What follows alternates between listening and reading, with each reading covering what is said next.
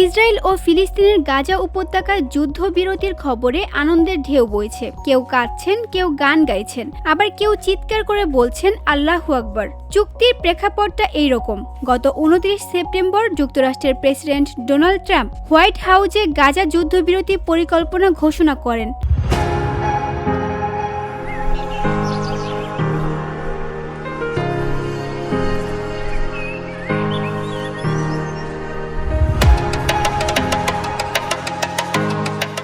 Israel, মিশর ও কাতার তাৎক্ষণিক সম্মতি জানালেও হামাস কিছু সময় নীরব ছিল। তবে 3 অক্টোবর হামাস চূড়ান্ত সম্মতি দেয়।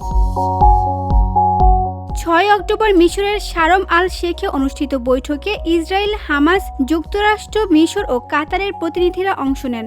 2 দিনের বৈঠকের পর স্বাক্ষরিত হয় যুদ্ধবিরতির প্রাথমিক চুক্তি। চুক্তির মেয়াদ 6 সপ্তাহ। এ সময় হামাস সব জিম্মিকে মুক্তি দেবে আর ইসরায়েল ধাপে ধাপে সামরিক অভিযান বন্ধ করবে এবং বন্দী ফিলিস্তিনিদের মুক্তি দেবে।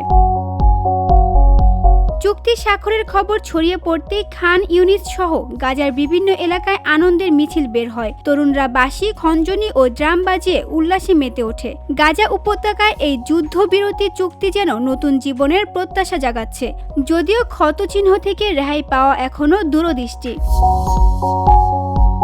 VOD Bangla news desk.